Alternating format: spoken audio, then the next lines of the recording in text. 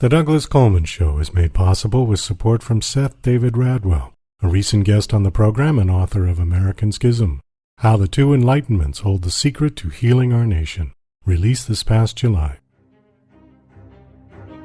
As Publishers Weekly writes in its recent glowing book life review of American Schism, business executive Radwell's epic debut examines the historical influences that have led to what he sees as the collapse of politics in the United States. Seth Radwell makes the case that the current chasm between the American right and left can be traced back to the 18th century's Age of Enlightenment and the basic tenets of liberty, equality, and reason. American Schism provides a historical perspective that can help us fight today's unreason with reason and bridge current-day divides. American Schism by Seth David Radwell is available at Amazon, Barnes & Noble, and wherever books are sold. For more information, go to AmericanSchismBook.com. It's time for the Douglas Coleman Show. Mr. Smooth and Savvy is joined by guests from all walks of life, from the entertainment industry to authors to political and social commentators, the famous and not so famous, the controversial and the light and fluffy. We have it all. Now, here's Douglas Coleman.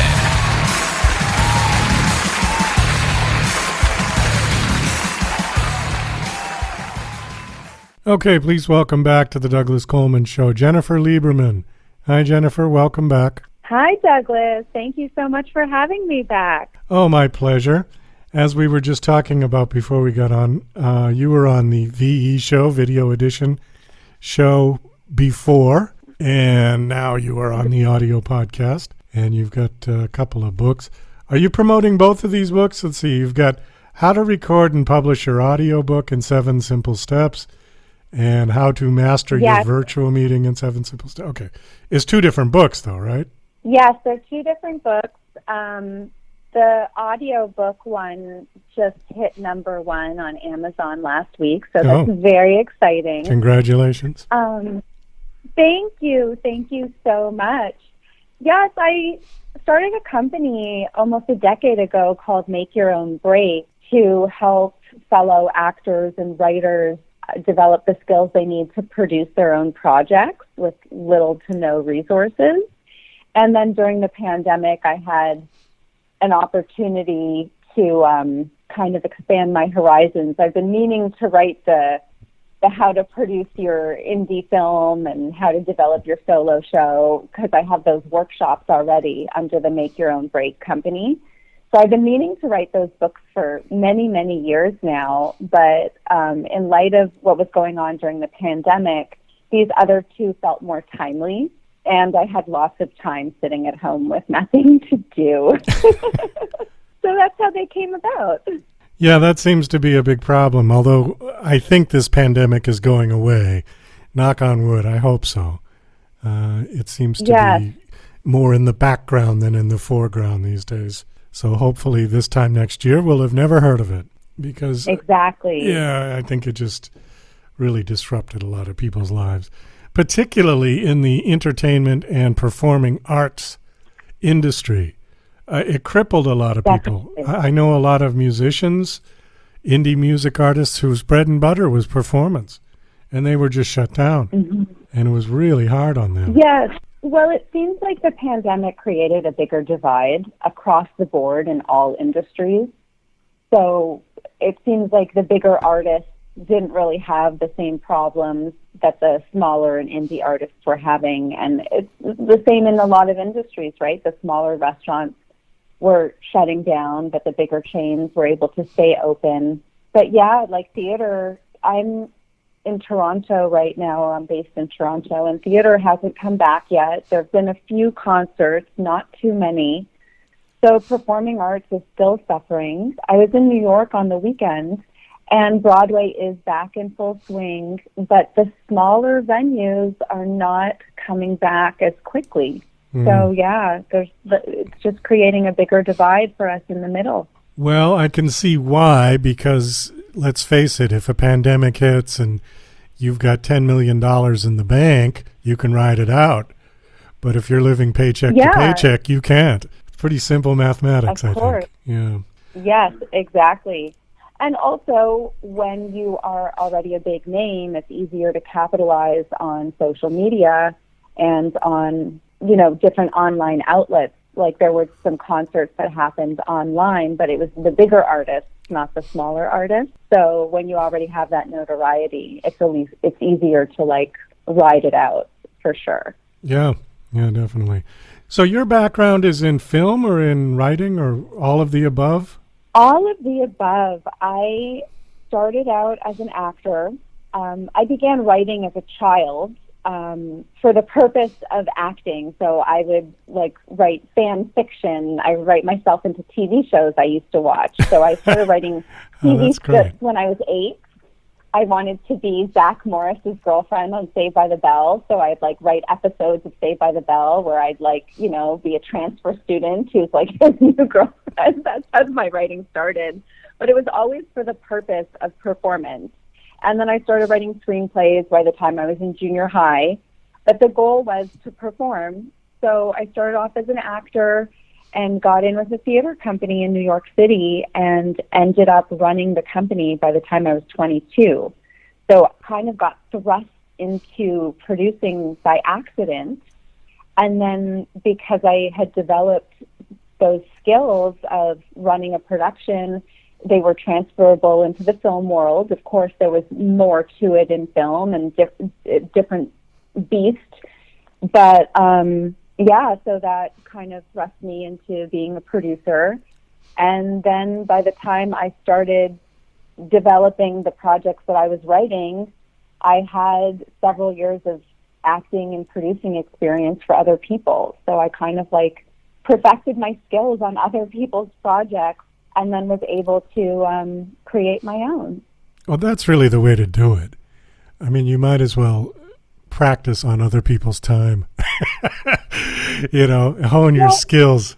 Yeah, definitely. It's just kind of out of necessity. The theater company lost their producer and they couldn't find anyone. And they asked me several times, tried to convince me. And I wasn't interested at the time. I was 22. I just wanted to perform and have fun. I didn't want all that responsibility.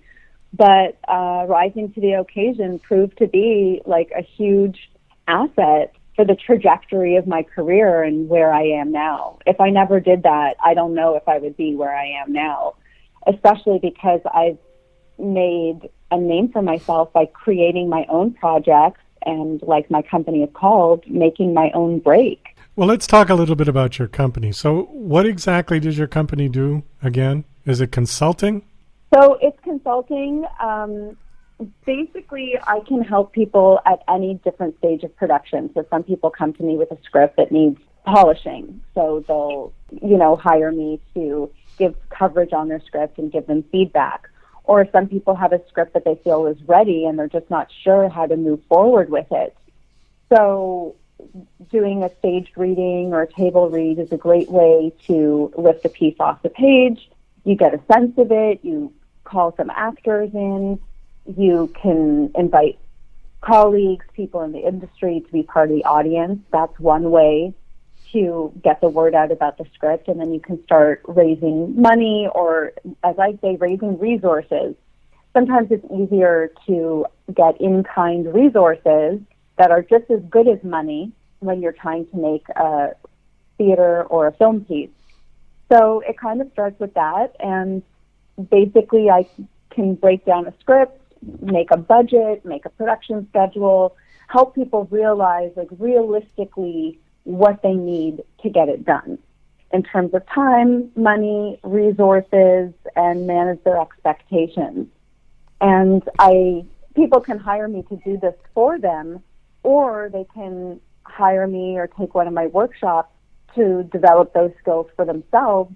So on the next one, they have those skills and they know kind of how to do it on their own. Are you talking about being a script doctor? No, not being a script doctor. Most scripts, like in the literary world, need feedback. People don't just write something and it's automatically perfect. Like a novel goes through several back and forths with an editor.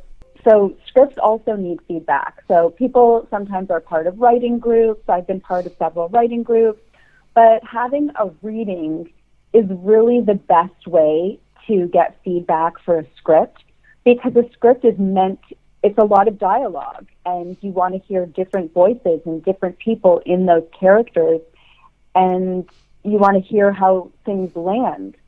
Because when you read it, it doesn't translate the same way as when people are speaking the lines.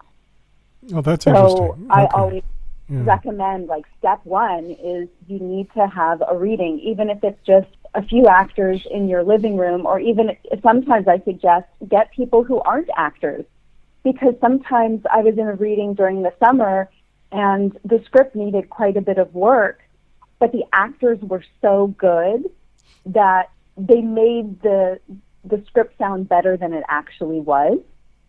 So sometimes when you have people read it who aren't actors, you can see the holes, as opposed to having really professional people who like do work to bring it to life. Yeah, okay. That's almost like catfishing in a weird sort of way. Yeah, because if you have really good and compelling performers, they can make something sound better than it is. Yeah, even if it's a terrible script, right? I agree. It's, you know, what's funny is the judge of a really bad script is when brilliant performers, they can't even do anything with it, and then you know it's a throwaway, or should be a throwaway. Yes, and then when you have a really good script, it's still going to be good, even if the actors are mediocre. Yeah, that's true. I have a writing partner, and we read scripts every week. We read plays, screenplays, teleplays. We read everything, and we've been doing this for several years now. For example, we were reading a couple of sitcoms, because she and I are both writing sitcoms right now, and she has a piece she's working on, I have a piece I'm working on, and we started off with a very popular sitcom, and we realized the writing is not very good, and the writing heavily relied on the actors who were cast in those roles to make it funny. And then, so we got a little bored reading from that particular show. We intended to read much more than we actually did, because we just didn't feel like we were learning anything, because it wasn't crafted in a good way. So after we put that to bed, we decided to start reading episodes of Seinfeld. And Seinfeld is crafted so meticulously that anyone could read that script, and the jokes would still land, and it would still be funny.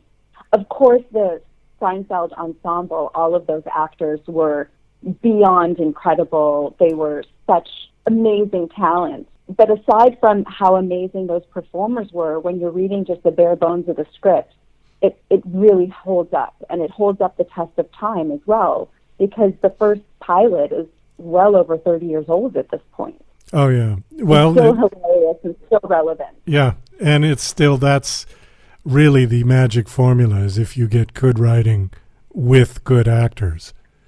It can be. Exactly. Yeah. I wanted to touch on your one book, How to Master Your Virtual Meeting, because sure, having done 315 video show productions this past year, I've become somewhat of an expert at at putting all of this together. And I wanted to ask you, what is like the one thing that more people get wrong? Because I think I can tell you from my own experience what it was, or what it is. Okay, so I was coaching some executives towards the beginning of the pandemic who were struggling engaging with their team, and that's kind of how I came up with this book. I feel like one of the biggest things for the people I was coaching for their purpose, they weren't doing shows. So it was a completely different goal. But I felt like they were skipping steps in their normal life that they wouldn't skip if they were actually going into a room to engage with people. We've all heard the jokes and the memes about the people who, had their dress shirt on and their tie, but they weren't wearing pants. Right. I was just going to say that. The thing is, you might be able to trick the people on the other side that we're ready to roll as a professional, but we can't trick ourselves. So one of the things that I talk about in the book is not to skip steps, like even grooming steps, like, brush your teeth, use the mouthwash, wear the cologne, because there's something sensorial. There's a sensorial experience that our body and our brain goes through when we do all of those steps to prepare for a big meeting or a big presentation or an important date. And we feel differently from the inside. And that's something that we cannot fake. And I compare it to when a performer puts on the right costume and puts on the right shoes and puts on the makeup and the hair. They become that character that they're going to transform into. So a lot of people got lazy because they're sitting at home in their living rooms and they skipped half of the steps that they would normally do. So their inner life was dull, if that makes any sense to you. Well, it makes perfect sense to me. And it's a very good point that I think these days, particularly with the pandemic, because so many people went virtual, that they just sort of flip on the computer and they go. And they wouldn't do that if they had to prepare for a in-person meeting. I absolutely agree with you. And I think people are just getting... to psych themselves up. Yeah. People, we go through these steps of psyching ourselves up when we're going out into the world and we want to achieve a specific goal. And that was completely lost. So that's one of the things I focus on in the book, of different steps of how to get yourself psyched up. The first couple of chapters are about the setup, background, camera angle, like bringing the camera up to your eye line. We've all seen interviews or talked to people where the camera is kind of like facing up and you can see the ceiling and the vents or up the person's nose. So those are simple fixes. Those ones are quite rudimentary and easy to correct. Getting a ring light, getting a little microphone, that stuff's all easy. The challenging stuff is igniting that inner life and getting that fire going that's going to force people to engage with you. Because also on Zoom, you don't know what else they have on their screen or what's going on the side of their desk, or if they're texting or, doing other things. So we have to focus on how do we captivate our audience. So it's more like an acting exercise. The pet peeve that I have are people that come on the show and they don't turn off their system sounds. So every time they get a text message or somebody messages them on some social media site, I hear the da-ding, da-ding, da-ding going through the interview. It drives me nuts. Yeah. So that's one. The other one that I've noticed with a lot of people who aren't really industry professionals is the idea that if they're sitting with their back to a window, that's good lighting. And I can't tell you how many people I've had to flip them around 180 degrees because you never want the window behind you. You want it in front of you or closed Exactly. Yeah. Because that backlight creates a shadow and it means your face is in total darkness. Exactly. Yeah. And all you see is this giant glare from the window. But people don't get that because in person, it doesn't quite look like that. But on camera, it looks exactly like that. But, yes. But I agree with you. I have a chapter in the book about lighting setup and how to use what you have because, even though ring lights and things are quite inexpensive, you can find them in the $20 and $30 range, but not everybody is in a position or willing to make that investment. So I teach people how to use what they have and exactly to always face the window, not face away from the window. Yeah, exactly. And you know what? Some of the best perfectly fine lighting that I've had on my show have been people that have just closed the curtains and put on a lamp. Like a floor lamp or a desk lamp or something like that. Fine. It gives like a soft lighting. It's not too bright, but you can be seen. And it looks great. It looks super. The other problem with using the sun is that the sun tends to move and clouds tend to go past the sun. And you get this lighting that is constantly changing for the 15 minutes that you're on my show. It's like somebody is turning the dimmer up and down and up and down and up and down throughout the whole interview. Yeah. Yeah. And it's important to try to mitigate as many distractions as possible. Exactly. Because people will tune out. People have such limited attention spans these days that if the audio is wrong, if it's too scratchy, if it's not clear, if there's too much noise in the background, people are just going to shut it off. They won't even listen to it. Yeah, and I feel like there is a screen exhaustion at this point.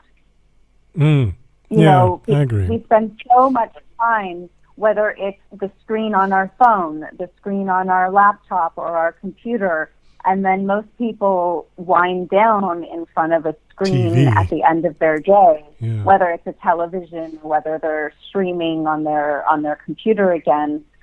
So I feel like screen exhaustion is a real thing. I know I've been dealing with it, and I really have been struggling lately because I just can't handle so much screen time. My eyes are just, they just start going blurry at a certain point of the day, and I don't think it's healthy for our eyes. I don't know if we were meant to be staring at screens, for 10 hours a day, 14 hours a day, all day, every day. It's a little crazy. Yeah, it's going to take some time before the research comes out to determine how much damage we've done to ourselves as a human race with all of our technological advances. It'll be interesting. Probably won't happen in my lifetime, but, maybe in 100 years from now, people will go, God, what were we thinking? Staring at screens for 14 hours a day. And I had eye surgery just before the pandemic, a month before the lockdown, which caused my eyes to be way more sensitive to light than I was prior. So I bought a pair of those glasses that are supposed to block the blue light from the screen. Oh yeah. But even those, I can't wear them for 10 hours at a time.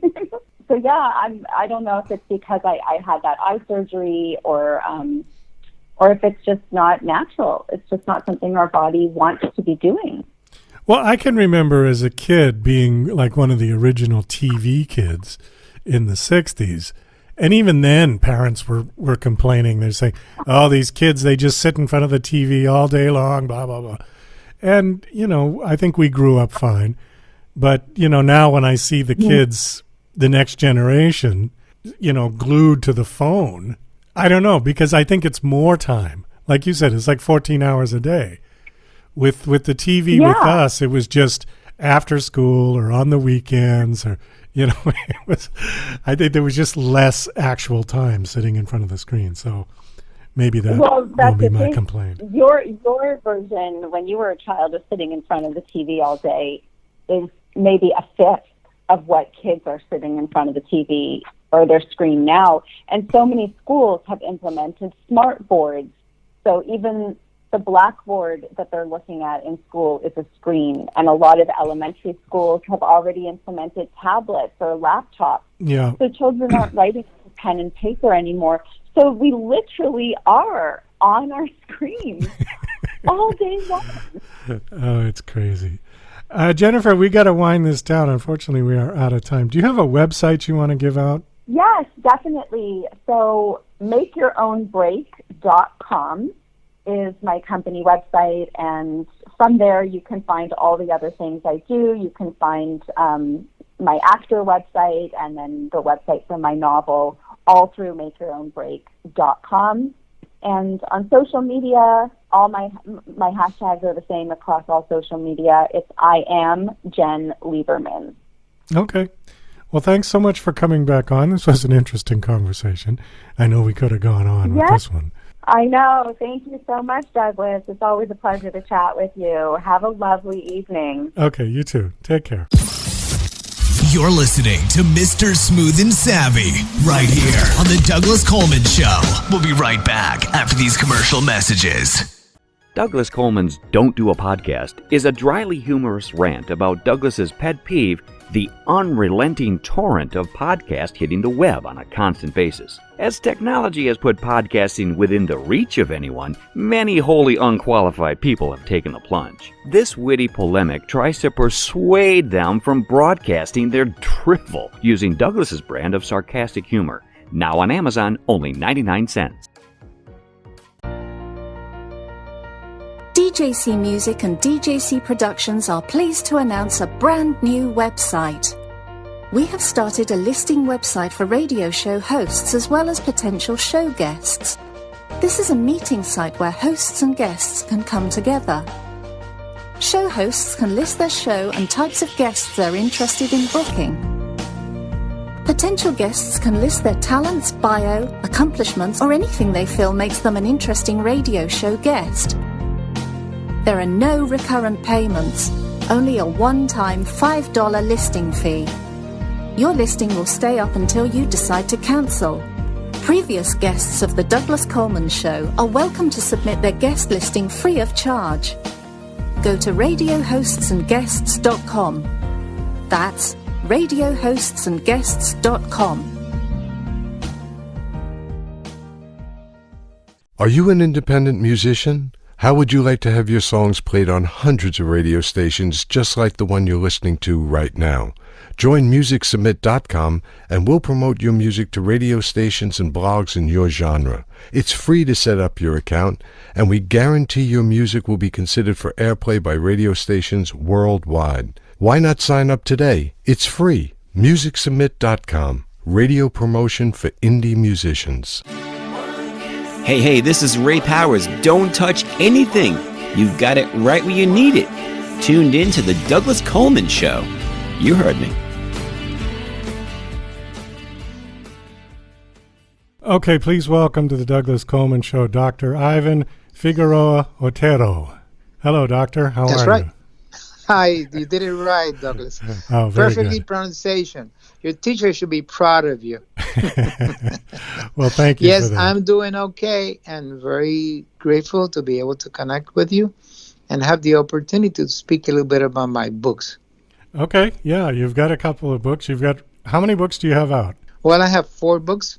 I have written 6, 2 are coming up, but I have 4 already published. Okay, it looks like it's kind of a series, right? Spirituality. Yes, it's a trilogy. It's going to be 2 trilogies. The first trilogy is The School of Life, is both trilogies. The School of Life is my experience of learning as we go on. And I say that the way to learn in life is by making mistakes. And the mistakes teach us how to correct them. And then we become wiser as we go. We make more mistakes. So the School of Life is a process of learning on the way as you go by. And as being 77 years old, I have lived quite a lot. I have made a lot of mistakes, and I've adapted to them. You have to remember that my path initially was traditional medicine. I was a pediatric surgeon, academic. I taught surgeons, and I taught surgeons how to operate. That was up to when I was 61 years old. At 61 years old, a crisis in my mind came through. I said, I'm fine. I'm wealthy. I have enough things to go through, and I'm tired of doing what I'm doing. And I switched over. Then I started doing alternative medicine and acupuncture. And then I started at 70 years old, I started to write. So that's my story. Switch over, learning, adapting, and also having fun while you're doing it. If you don't have fun, then life is not worth living. I agree with you on that. It has to be fun. What happened at 61? I'm curious. 61, I was just after a divorce, changing life, finding myself not satisfied with what I was doing. I was a very good surgeon, very good practice, but I was not happy. Getting up at 2 o'clock in the morning to operate emergency in children is not the same at 61 that at 33. It was becoming hectic and not having fun, so I didn't feel comfortable. I felt I was satisfied with what I've done. I did a lot of things in pediatric surgery. I increased survival in my hospital from 0% in most congenital diseases that I operate to almost 100%. So I did a pretty good job, but I still needed something. It's like something was missing in my life. And that's when I started experimenting and going back to things I learned. I learned a lot. I practiced Tibetan Buddhism for many years, almost 30-something years. These practice of Buddhism, I keep sharing in my books, help me understand Christianity even better. What I thought I could not understand as a young Christian, I did understand that later when I learned about Buddhism and my teacher's wisdom. And so I needed something else, and I felt that I could do more things as a physician by looking for a more integrative type of practice. So I went into acupuncture, Chinese-style acupuncture, nutritional changes, lifestyle changes. And I started practicing, and I found quite an interesting change in my life. That's how I started. Curious about the acupuncture. Is that something that is accepted or recognized by American doctors typically? Yes. It is? Yes. Okay. Yes. Well, it's not perfectly recognized. I am a member of the American Board of Medical Acupuncture, and I train and I help people pass their tests in the States. So I'm part of that board. The National Board of Acupuncture, which exists in the States. So it is part of it, but it's not really mainstream, you understand? It's part of the system, but still many physicians are like poo-poo. That's, I don't know about how it works, but many physicians are integrating that into their practice. Back in Puerto Rico, where I am, I've been doing that for many years. And in Puerto Rico, it's maybe a little bit more standard mainstream than in the States. And also in Puerto Rico, I became one of the professors of the local course of acupuncture. So and slowly, I take the lesson to my colleagues to see if they can do. I'm convinced because I saw it in my own practice how efficient it was. And I understand how it works, but you have to think like a Chinese medicine doctor to be able to understand Chinese-style acupuncture. If you think like a modern physician, it doesn't match. It doesn't mix together. You understand? So the mindset has to match the practice as well? Okay. Yeah, you have to mindset. And the same thing happens with integrative medical care. You have to remember that physicians are in charge of patients. In the States, in modern medicine, doctor knows best. And they are trained to understand symptoms and treat them the most rapid, more efficient fashion there is. So they use pharmacology, which is very efficient in treating the symptoms and disappearing the symptoms, but they really don't know the cause of most of these symptoms. If you analyze and you ask your physician, what is the cause of arthritis or rheumatoid arthritis or whatever it is, itis that they have, they will say, we really don't know the cause clearly. There are many things we know about it scientifically, but we don't know the cause.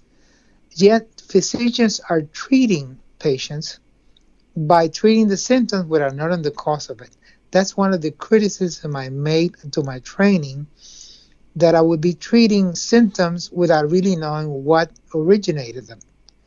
And that's a reality that we're going. And modern practice is based on treating symptoms. And the cause of the disease stays within the treatment. I tell my patients in my books and my readers that the symptoms are the check engines of your car. Whenever you have a symptom, you got to take your car to the mechanic to be connected to the central computerized system, and they will tell you what the cause is, and then you could treat it, you can improve it. But if you treat the symptoms, it's like putting off the check engine lights in your car and saying, it's okay, I'm going to put the lights off and everything is fine. It's not fine because the cause is still underneath when you put the light off. Do you understand that comparison? Yes, I do. And that's one of the discrepancies between integrative medical care or natural care and traditional modern care. There's a big schism then, a big gap there, and we never can get together. And having to jump and join both gaps, sometimes you stretch out and you break in half. It's hard to adapt, and either you're on this side or on the other side. So if I go to IU integrative medical care, my colleagues and my academic management will criticize me. He's a nut. He's got no basis of science for that. And that happens a lot. I'm learning to do that. I don't care. I have a very successful practice. I'm booked for many months ahead of time. So what I really care about is how my patients feel about my therapy. It's not what my colleagues feel about. Tell me a little bit about acupuncture and how it works, because a lot of people just see it as you stick a bunch of needles in people. Yes. Yeah. Well, yeah. The problem is when I started acupuncture, I was doubtful how it worked, and they told me the teachings and all the energies. But what I noticed that no matter what I did, and sometimes when I missed the needles, the patient would get better. So you would say that was a placebo effect, but every time I used more acupuncture, my patient got better and better. Then as I understood how it works, is the way what's called equilibrium. The Chinese energy system is based on yin-yang and excess and deficiencies. When you see pain in Chinese medicine, the Chinese doctor will say it's either a pain of excess or a pain of deficiency.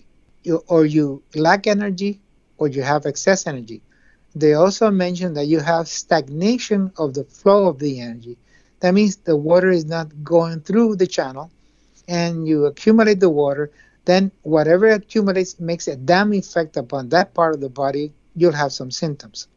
Basically, what you do with acupuncture is try to recirculate, distribute the energy of the channels, meridians called in Chinese medicine, back into a normal phase.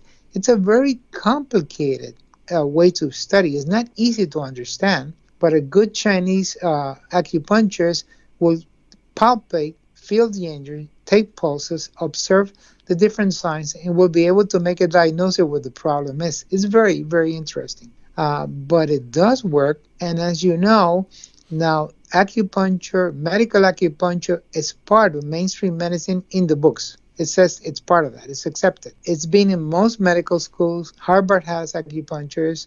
I have a friend of mine who's an anesthesiologist and an acupuncturist. He has his own clinic. So it's getting to be more in medical schools. But there are not that many physicians who do acupuncture.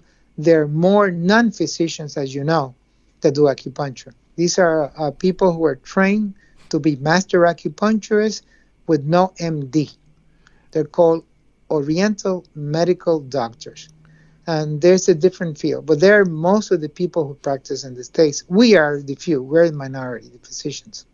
When would you use acupuncture? What would be the symptom or the condition of the patient? In other words, if there was something with me, what would I have to have in order for you to prescribe acupuncture? The first thing you have to do is make the diagnosis. What is it that is wrong with your system? It's a diagnosis. They use pulses, they use the appearance of the body, they use the appearance of the tongue, and then they qualify you into a deficient or excess or whatever they do. And according to that, you plan the therapy to correct the problem. It's very complex. There's no x-rays. There's no machines involved. It's just the pulse.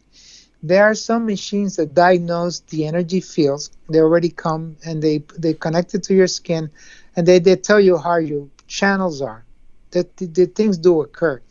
But traditional doctors just take pulses and examine the patient. So what I do is make a diagnosis. You say, I have a headache. Okay, I have migraine. And migraine in Chinese medicine has many causes and let me tell you, scientifically in the world, acupuncture is the most efficient way to treat migraines. It's been so scientific, there's many studies. So it is efficient in migraine. And then the migraine can be caused by many excesses for example, in the channels of the head. It could be problems in the digestive system creating that, allergies, for example. So there are many causes to the migraine, but the Chinese doctor goes at the source of the process in a more different way. The modern doctor will say it's a headache, it's got problems in the artery spasms in the head, and I'm going to give a medication that will treat that spasms. That's it. A Chinese medicine doctor has maybe 10 to 20 manners when he can treat the manner, and many channels or meridians that he can use to treat that. It's very efficient and very rewarding when you see a patient improve rapidly from a migraine. And digestive system, the same thing. It's really complex to be able to really talk to you and to your audience to understand acupuncture and Chinese medicine. It's very complex, but let me tell you, it works very well. My practice is booked for March already. Wow. And I have a TV program in which I talk about this. I have a TV program where I talk about alternative medicine. So I have quite a good exposure in my region. Well, that's great. So how do your books relate to acupuncture, or do they? Indirectly, because my books arise more the spiritual. I believe that medicine, the treatment of a human being, is mind-body medicine, right? That's pretty ran around. Everybody knows that. You cannot be in balance if you don't have each parts of the triangle, the spirit, the mind, and the body. If those three are in balance, the person is, like you said, happy, joyful, having fun. If we don't find the meaning of our lives and what are we here for, then we become frustrated, depressed, anxious. So basically, what I'm trying to do in my books is, in the School of Life, talk about how we can learn to adapt and learn to live a more joyful life. So I do it with the trilogy of the School of Life, where we talk about the School of Life as a place of learning and adapting to the difficulties we meet from day to day. And I share my experiences. My first book is called Spirituality 101 for the Dropouts of the School of Life. That was my first one. And I said, the first thing you have to understand is I'm the first dropout. And I've learned out of my experience that the school system in the universe never lets you, flunks you. You always have the opportunity to retake your test. You can flunk 100 times, and you can take the test. And in one of those times, you're going to learn and go to the next level. So every time you pass a test, you get a more difficult test in life. That's what experience in life is. It's a learning experience. And for me, it had never stopped. But basically, it's learning from life, adapting, being compassionate, being understanding that nobody is better than nobody. Sometimes I tell my patients, I can be better than you. Sometimes I can be worse than you. My situation changes from day to day, and I have to adapt to that. Sometimes in our economic sense, sometimes we're very wealthy. I've been wealthy many times, and I've been down many times. And I've adapted to those changes without feeling sad or depressed. And I just go pick myself up and go again and try it again. If I did it once, I can do it again, right? So I'm an optimist, a practical optimist, if such a thing is available. I have to understand that the only way to improve myself is by effort. And perfectionism doesn't exist in my vocabulary because there's no perfection. There's a way we can perfect ourselves by striving to higher goals, but we don't have to reach those goals. All we try to do is get better as we strive for those goals. So it's I run my time against my time. I don't compare myself with the world champion. If I do the mile in a certain time, I'm improving myself, but I don't care what the world champion does. You understand? Yeah. And so in any sense, it's always the run. You compete against yourself, not against other beings. Yeah, that's true. That is, I think, good advice. On that, we've got to wrap it up. We are out of time. Do you have a website that you want to give out? Yeah, you can use my name. My website is Ivan Figueroa Otero MD.com. If it comes out, Ivan Figueroa Otero MD.com. That's my website. And there you can find anything about my practice, my books, etc. I have 4 books. They're all related to the Spirituality School of Life, and they're fun. They're interesting, a bit sarcasm, joking. It's like tongue-in-the-cheek comments I do. I have fun writing the books. My best book is called Spirituality 103, The Forgiveness Code. And the Forgiveness Code talks about guilt and how we can get rid of guilt, which really affects us.